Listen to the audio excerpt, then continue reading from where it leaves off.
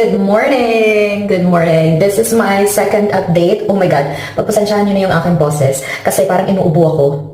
This is my second update on my Inupil.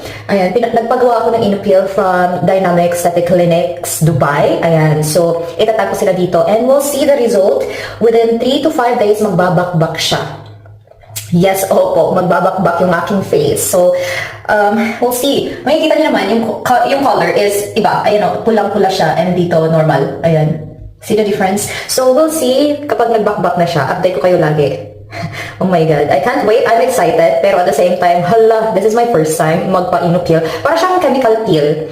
Pero siguro magkaiba lang yung pangalan. Kasi ang sabi ni doctor is medyo mild lang ito. Medyo mild lang siya. Yung ano sa akin. So, ayun. Kasi konti lang naman daw yung pigmentation ko here, and yung pimple marks ko here, and dito din. Pero yung face ko, alam niyo yung parang hindi ko sure. Parang basta yung parang